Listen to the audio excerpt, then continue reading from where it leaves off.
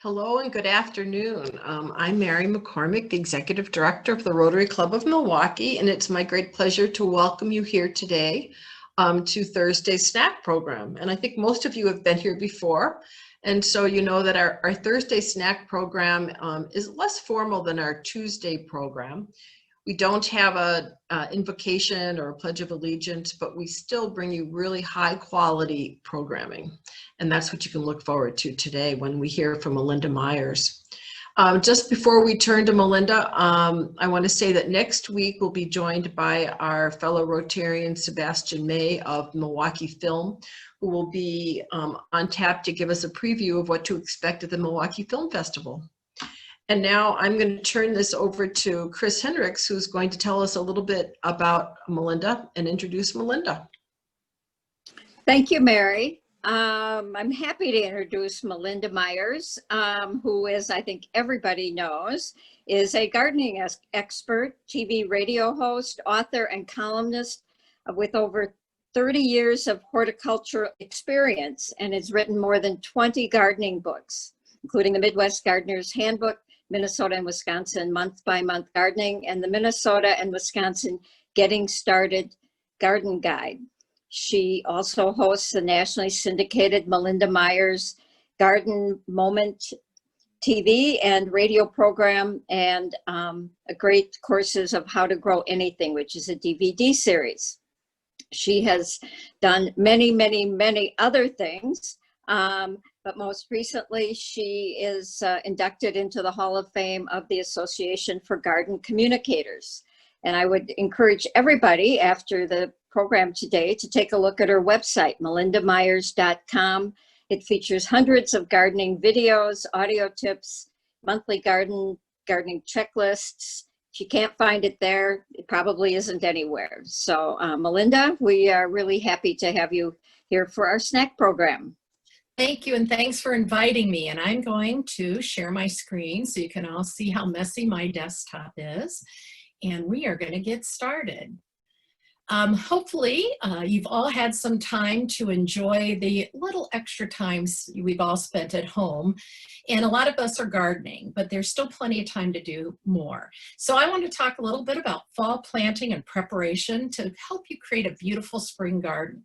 But I only have a few minutes, so we're going to focus on 5 things for you to do this fall. So if you do these 5 things, it's going to make a huge difference in your landscape.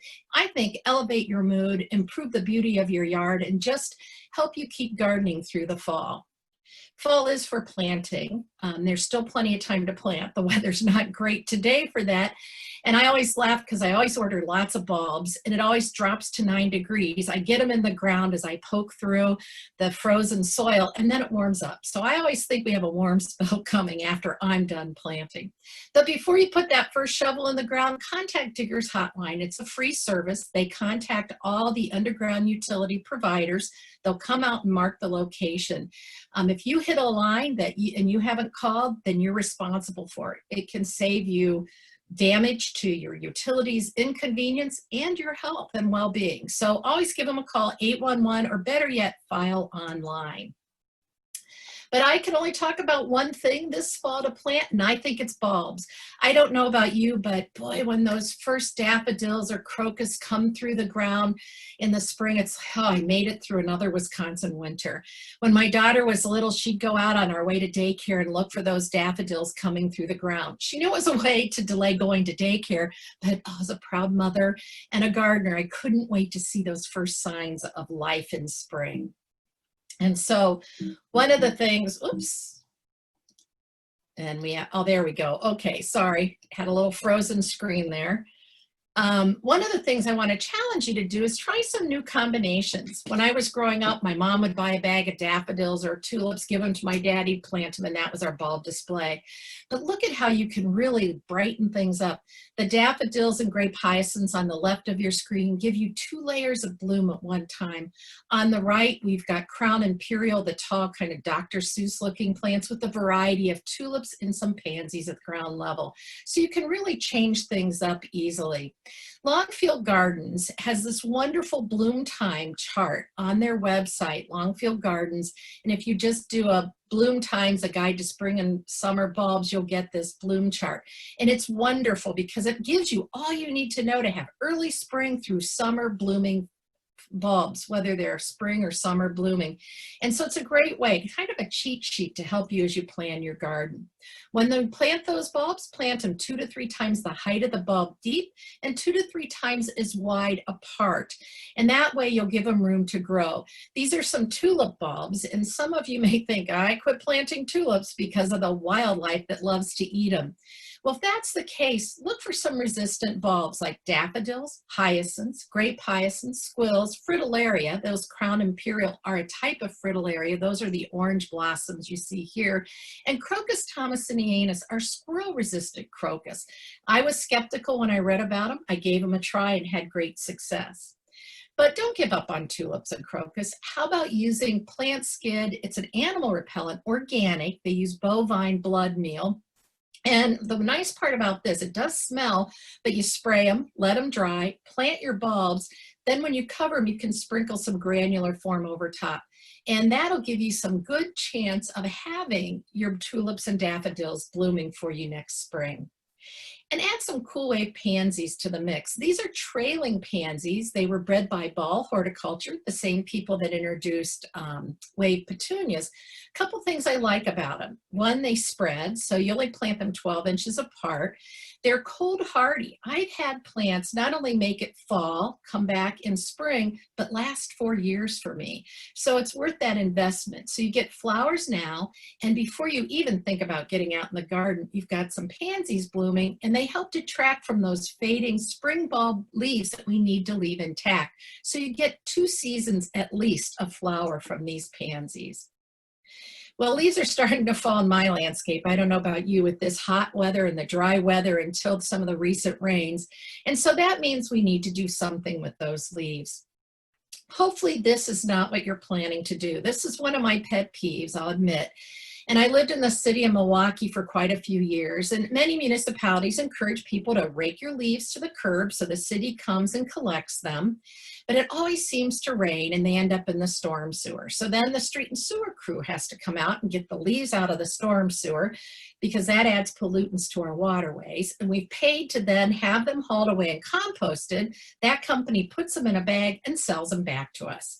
I want to get rid of all those expenses, be better for the environment, and keep those leaves on our property. So one of the things I like to do is shred them with my mower instead of raking. So when I lived in the city, I just run my mower over as I'm cutting the grass, I'm shredding the leaves. And as long as those leaf pieces are small enough that you can still see the grass, it won't harm your lawn. They add organic matter and nutrients to the soil. And so you're putting to good use and you don't have to rake. Now, maybe you have more leaves than you can tolerate. How about using them as mulch? Obviously, it's the end of the season now, but I love to use leaves as mulch, shredded. I'll spread them around in my garden around my perennials, not on top, or bag them and save them for next year and use them in my garden. They help suppress weeds. As they break down, they add organic matter and nutrients to the soil. And again, it's a great way to keep them on your property. And when I lived in the city, I used to bag them and tuck them behind my foundation plantings for added insulation in winter. Or then compost. You know, if you have a lot of leaves, this is something you can do as well. Composting is a great way to recycle not only leaves, but other landscape trimmings to create wonderful soil amendment. And then don't forget about your lawn. This summer with the high temperatures, a lot of our lawns took a beating. Depending on where you lived, it might have been a dry summer. I watched all the rain clouds kind of part right west of my house and go north or south. And so my grass really took a beating. Fall is the best time to help it recover from summer stresses. Continue to mow and mow high. You don't need to cut your lawn shorter at the end of the season unless you like the look. It won't hurt your lawn to leave it that 2.5 or 3.5 inches tall that we recommend to keep your lawn healthy. Taller grass, deeper roots, more pest resistant, disease resistant, and drought tolerant. And then fertilize. We were chatting a little bit about Milorganite before I got started here, Milwaukee's Finest, and a lot of you know I work with Milorganite. But research has found fall fertilization is the best way to help your lawn. Even if you only fertilize once a year, fertilizing in fall is the best time to do it. You can reduce weeds by as much as 50% by just fertilizing once. So the best time to fertilize, Labor Day. If you miss that, no problem. Sometime between Halloween and Thanksgiving, but before the ground freezes. And for a moderately healthy quality lawn, or not moderately healthy, but for moderate care, I should say, but a quality lawn, Memorial Day, Labor Day, and sometime between Halloween and Thanksgiving. 1, fertilization will keep your lawn healthy and looking good. 3, just ups that quality a bit and makes for a thicker, denser lawn. The good part about Milorganite, as most of you know, it's low nitrogen, slow release, so it's goof proof. It contains 85% organic matter, so you're feeding the soil as well. I'm sorry for the messy lawnmower, somebody pointed out one time to me, but I wanted to recommend that you sharpen your blades. And winter is a great time to do that. So when you're putting your, checking your lawnmower, looking for repairs, make sure you have 2 sets of blades and that they're sharp before the start of the season. You can reduce the use of gas and emissions by, I think it's like 25 or 30% by having sharp blades. Your lawn will use less water because those cuts close quickly and hold the moisture, and your lawn will look better. So that one change can make a huge difference in water use, gas use, and your time, because those sharp blades cut faster, your mower will move more quickly through the lawn. And then most importantly, sweep any clippings and fertilizer off walks and drives, because when it rains, we don't want those washed into our storm sewers. We're lucky here in Wisconsin to have beautiful waterways and lakes, and as gardeners, we can do our part to keep them that way. And Fresh Coast Guardians is got great information on their website to help us do just that. Their free downloadable brochure, Raincheck Brochure, has tips for how to keep water out of your basement and how to keep water on your landscape instead of the storm sewer, so it benefits your lawn and your garden. So check that out. It's free to download. And there are links on my website if you forget that name. And last but not least, well, almost last but not least, the 4th thing you can do is prepare those plants for winter. This recent cooler weather has reminded us winter is on the way, and I hear we've got some pretty cold temperatures headed this way. So winter protection will help your plants get through the winter ahead. Always water throughout the growing season if we don't get sufficient rainfall, especially new plantings, moisture lovers, mulching, doing anything you can to get your plants well established before winter comes. And then always water thoroughly before the ground freezes. Putting those plants into dormancy with enough moisture in the soil is a great way to help them during winter thaws, or if the soil thaws in spring. So make sure if we don't get good rainfall this fall that you water thoroughly. And then leave your healthy perennial stand for winter. If you're a neat and tidy gardener, this may be a hard habit to enlist. If you're a low maintenance gardener, this is something you're going to find makes a huge difference in your landscape. Leaving plants stand increases their hardiness. They're able to capture the rainfall. When you have seed heads of Rudbeckia, Liatris, coneflower, you're inviting the birds in. So they're landscapes bird feeders. And I don't know about you, but that motion and color the birds bring to my landscape in the winter help me get through those often gray, dreary days. So leave things stand for winter as long as they're healthy and disease-free. What winter interest they provide. Look at this. How beautiful is this garden? So providing winter interest for you to enjoy, and then also habitat for many of our pollinators. There's been a huge move for all of us gardeners to, help the pollinators. We need the bees, the butterflies, the hummingbirds, the beetles, the flies, all those things that pollinate our plants so that we have more seeds to grow, more plants, and food to eat. And a lot of those pollinators, especially native bees, overwinter in hollow stems. So leaving those perennials stand for winter provides homes for many of those beneficial insects. And then do some winter mulching. If you've got some late plantings, say you're trying to beat the weather and you get some plants in a little later than preferred, or perhaps you're growing some borderline hardy plants. I mean, we're gardeners after all. I push the limits too. After the ground freezes, applying a layer of evergreen branches, marsh hay, or straw will help insulate the soil. And the goal is to keep it frozen. Because what happens so often for us is the ground freezes, then January, February, we get a thaw, the ground thaws out, freezes again. That freezing and thawing causes the soil to shift. It can push plants and bulbs right out of the soil, called frost heaving, and that's where we get a lot of damage. So mulching after the ground freezes keeps it consistently cold. Plus, hopefully all those rodents that like to eat your plants have gone somewhere else to live for winter. And then if you have any things like broadleaf evergreens or evergreens that are subjected to high winds or winter sun, that can be quite drying. And so providing some windbreaks is a great way to do it. Now, this isn't the most attractive. This is at Berner Botanical Gardens from years ago, but the gardens are closed in winter, so their concern is protecting the plants. Lots of cool new protective materials out there. Some are camouflage. There's green burlap, weedberry, anything that cuts the wind. Even a bit of decorative fencing will help. We want to provide a little shade and break the wind so that we lose less moisture through those broad evergreen leaves or needles over winter. And then notice that cage around the tree. We're going to talk a little bit more about that in a minute. And that's about protecting our plantings from wildlife. We love to see the deer, especially in the neighbor's yard, rabbits, and all the critters that come through our landscape throughout the year. I now live outside of the city and have quite a bit of pressure from animals. I enjoy watching them visit my landscape, but I do protect some of my key plants and some of their favorites as well, especially over winter. So if you've got some new plantings out, use a cylinder of hardware cloth, sink it in the ground a few inches before the ground freezes. That'll keep the voles or meadow mice from munching on the base of the plant. They're the ones that are scurrying around under the snow looking for seeds and roots of hostas and daylilies and tree bark to eat. So that'll keep them at bay. And then at least 4 feet high will discourage rabbits. Now, if we get a lot of snow, you know those rabbits can wander on top. And for deer, that cage that was a bit wider around the tree I showed earlier will help keep the deer from rubbing on and chewing on the tree trunks. Especially important for new plantings and their favorites, things like fruit trees and roses and things like that. Anything that's in jeopardy, you might want to consider fencing. I mentioned plant skid earlier, and a lot of nurseries are using this organic animal repellent. And one of the reasons I like it is it's rain resistant. So you apply it and it's good for 6 or 8 weeks, which most repellents, as you know, after a rainfall or snow, you have to reapply. So I'm always looking for those low maintenance options to give me more time to do more gardening and fun things in my landscape.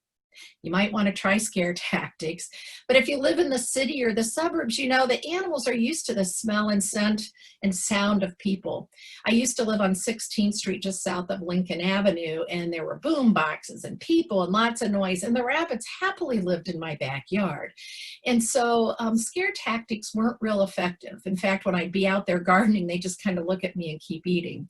So you might want to try a variety of tactics: fencing, repellent, scare tactics, and then monitor throughout the winter. You want to make sure that it's effective and make adjustments as you go throughout the winter.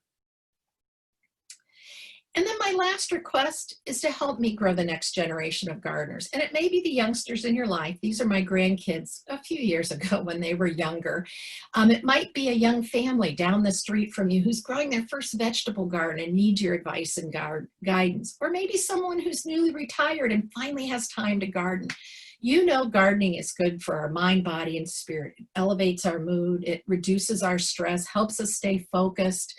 It helps kids exhibit fewer symptoms of ADHD. Girls exposed to landscape environments are less likely to be subjected to peer pressure. So lots of good things come from gardening, along with growing some tasty vegetables and herbs. So please, I'm asking you to give me a hand, because if we grow gardeners, we're going to grow a kinder and gentler world. I want to invite you to join me for some of my free webinars. I have some coming up on October 7th, more details on protecting your landscape for winter and dealing with some of those challenges ahead. But I also keep them on demand for several months. They're free. You just need to register at my website, melindamyers.com. And then I've got a variety of social media along with my website where I like to share gardening tips and information. I'm outnumbered, so I can't always get to your questions right away, but I try to keep up as best as possible. So make sure you visit my website as well. And now I'm here to answer questions that you may have on anything garden related. Melinda, thank you. That was really very timely and very fun. And I know I have at least a couple of questions that I can get started with, but I think that people can put their questions into the chat, but also if we switch to gallery view, there really aren't all that many of us there, and people can feel free to just hop into the conversation if that makes sense too. And my first question is, I've never heard of cool wave pansies. Are those something, where do we get them? And like, do we plant them now? I mean, you can plant, good question. Cool wave pansies have just been out for, maybe a decade, but you know, it's any plant takes a while to catch on. I work with Ebert's Greenhouse Village in Ixonia, and I know they were selling them. I'd always call ahead just because of the time of year. It might be hard to find them, but you know what? If we ask, garden centers are more likely to stock them. So even if you can't get them in this fall, you might find them in the spring. The first year I grew them, it was a sample from Ball Horticulture, and I planted them in the fall, and they came back in the spring, and I had my annuals to replace, because you know pansies kind of fade out in the heat. right. They never did. So I had to find another place for those annuals, and those plants lasted 4 years for me. So that was kind of a nice added benefit. And and you plant them 12 inches apart. So the first year I had to keep replanting because I'm on the habit of 6 inches apart. So, you know, great time to, just a reminder. So ask and you'll find them. I know Ebert's had them in Ixonia, but give a call before you make the trip to the garden center. And so, and typically I put pansies in planters, but you're putting them right into the ground. These I do. I have also done them in planters. And one of the things I did is when I plant them in spring, and you know, they kind of start looking ratty, I'll put them in their own pot maybe, or sink a separate pot in my larger container, lift them out, put them out of the way, you know, bright location, but I don't have to look at the less than beautiful look of the plant, and then trim them, water them throughout the summer, maybe a shot of fertilizer. And when they start recovering, I could sink that pot right back in a fall planter. Or sometimes I'll just put them in their own pot and then I can add it to that display. So I always try to push the limits. I always figure if I can save money by buying pansies once, I can buy something else. Good point. Mary Eisbister, you have a question. Do you want to jump in? Oh, I think you're muted, Mary. Yep, there. Ooh, sorry. I thought I was getting good at this thing. Well, and Melinda, I just have to tell you, I love you. I have been following you forever. I am a gardener at heart. I mean, it does good things for my soul. So all of the stuff that you teach us is just right up my alley. As a matter of fact, something I did for myself this year is every Wednesday I've been going to an organic farm, and I have been helping with farming. So learning all kinds of good things. But that being said, your point about leaving our perennials, so I have a lot of perennials, and we do, you know, for the seeds, leave a lot of them standing, but we have this one area that's wildflowers, and my husband has been cutting it down, you know, probably right around now or pretty close in the next couple of weeks, and, you know, just kind of getting it out of the way so that in the spring, the flowers will regrow. I don't have a problem leaving it if that's the best thing, but then what is the right time to mow it before the next season? You know, and that was one of my big questions, because the more research I did on pollinators, I was finding people saying, well, you need to leave things stand till June. Well, you know what? I like winter interest, but not in June. And so, you know, so I talked to PJ Leash, who is the UW Extension entomologist in Madison. And I was saying, well, what if I cut things back and pile those that I think the pollinators might be hibernating in, things with hollow stems or just all of my debris, which might not be possible, Mary. So I get that. But for those of us with maybe smaller areas, that might be an option. I have space, and it sounds like you do too. So for the things from my garden, that's not a problem. For a wild area, as late in spring as possible for mowing it down is the best option. just because you give them more time to get out. And with a wild garden, you probably have tons of beneficial insects hibernating there for winter. Some people will pick areas and they'll leave some stand and then just let the plants grow through, and then mow one area one spring and that area another spring, you know, alternating how they're mowing so that there's some beauty for them to enjoy, and then trying to keep some of those beneficial insects going. Okay. So good question. And changing habits, I get it. And if you've got, sounds like you have a lot of property, so you have to kind of spread your workload, which is also another challenge. Yeah. So the I best think you can do. we'll try the do one area and, you know, maybe move it around so that it's not all but some, right? Right. And that might be easier to embrace. right. And then we can stack it in a place, and that'll work too. So thank you for those suggestions. You bet. Teresa, do you want to jump in? Sure, Mary, thanks so much for joining us today and sharing all of your great knowledge. We still have tomatoes on the vine. Me too. And they're ripening. So basically 2 questions is we live in Whitefish Bay, so we're warmer by the lake, I guess, at this time of year. Just wondering, can we leave them on until we know for sure we're going to get a frost? And then the second thing is, while we're enjoying tomatoes, the critters have discovered them too. And I'm just wondering if there's anything you would suggest to keep them on the line and not bitten into. Oh, I hear you. I'm out west of the city, and I used to live in the city. So the first 3 frost warnings I could ignore, and now I can't. And I'm thinking, do I cover or take a chance it's not going to freezing? Because I have a lot of tomatoes too. So a couple things. You know, getting out and harvesting anything that's ready. And sometimes I'll harvest early and ripen indoors because those critters like to take one bite and then they go to another tomato, right? If they ate the whole thing, it would be okay. And as long as it's turning that light green or a little color shows, you can ripen them indoors, right? You've probably done that. Yep. But at some point, that's a lot of tomatoes, and where are you going to keep them? I'm probably going to cover mine tonight just in case, but I'm west of the city. So if the frost is going to hit, it's going to hit me. As long as the temperatures don't go to freezing, you'll be fine. So you're probably okay. You know better than I do. The benefit of a cool spring for you is a longer fall, so that's good. Ripening them indoors. And then for the critters, and I do work with plant skid, so I like to disclose that. But one reason is I use that I had trouble with ground squirrels. I have a huge fenced in garden.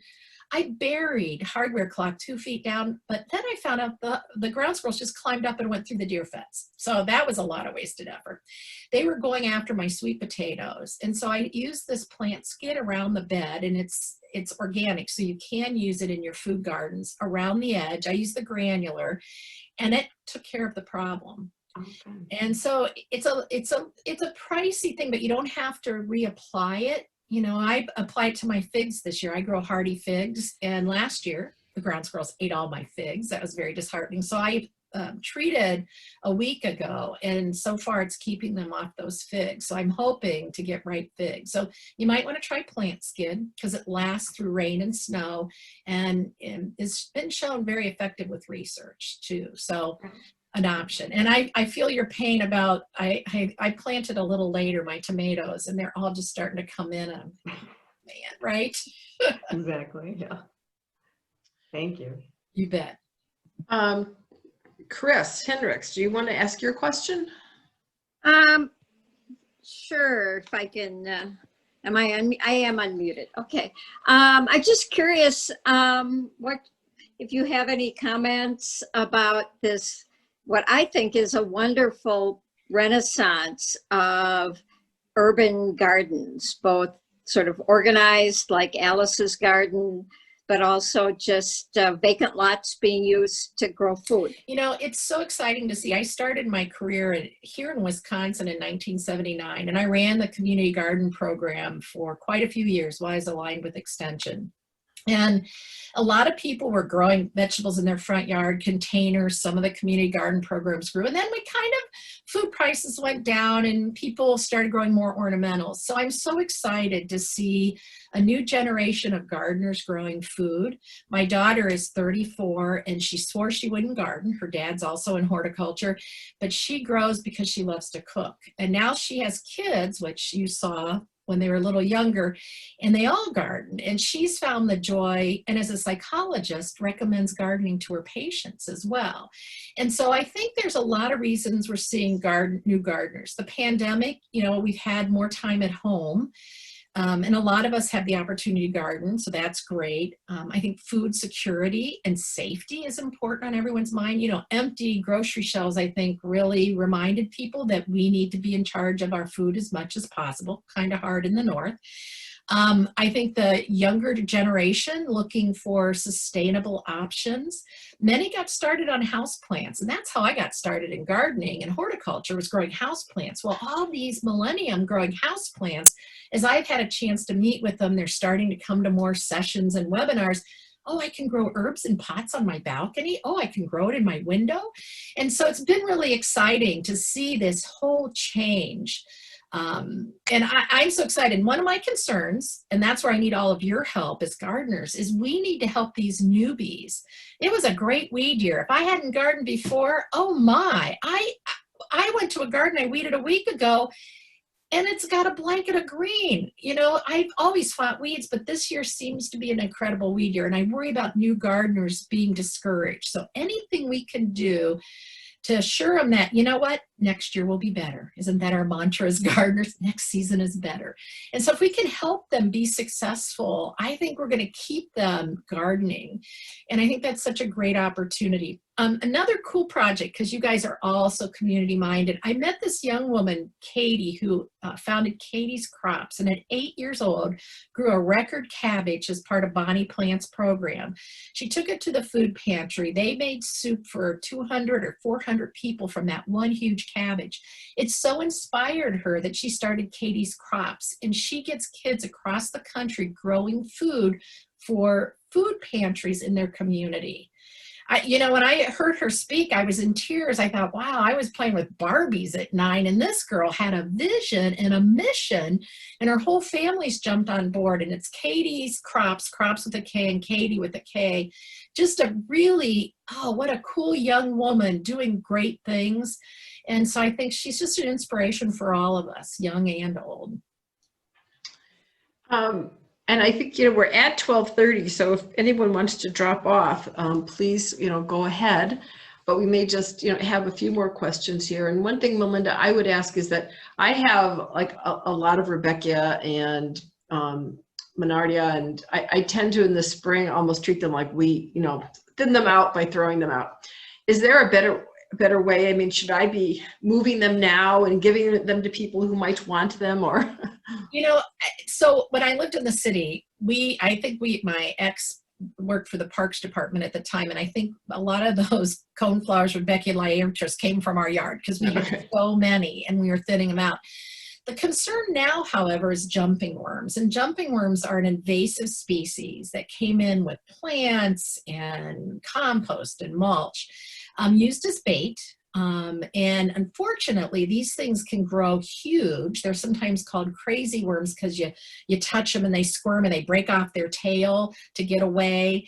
They eat immense amounts of organic matter. So our real concern, not only in the garden, you put down mulch and by the end of the season it's gone, even wood chip mulch, because they eat it and devour it. So they change the structure of our soil, but we're worried about them getting in our natural woodlands.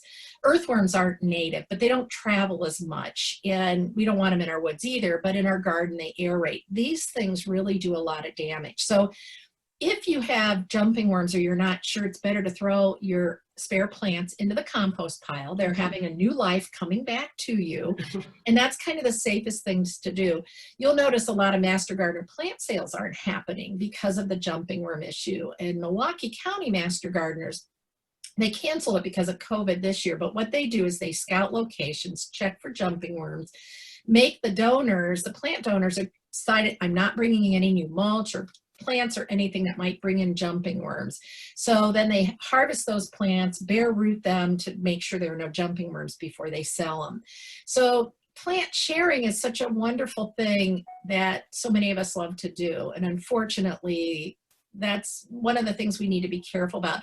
I did a blog from Milorganite on jumping worms. It's on their website, so you can check that out to find out more detail. It's kind of that sad news I hate to give to people is if you don't know what they are. I have some in my garden too, and somebody said, where did you get them? And I went, I buy plants from a variety of sources. I have mulch from a variety of sources. I'm not sure. So I don't share my plants with anybody because I don't want to pass along those jumping worms. Okay. And even moving them to a new garden, you might have concern as well.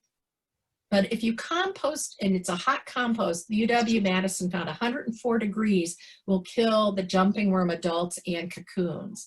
They don't overwinter as adults, but little tiny cocoons the size of a mustard seed. So they blend in with the soil so well, they're hard to see. So sorry I'm sorry to give you bad news. Hopefully you don't have it though. Melinda, I'm curious. I know your gardening is outdoors, but I am a huge house plant fan. So I'm just curious, do you have any books on house plants, or do you have resources that you would recommend? You know, this may be my motivation. My first month-by-month gardening book years ago, I had a chapter on houseplants, and then they weren't the hip and trendy thing.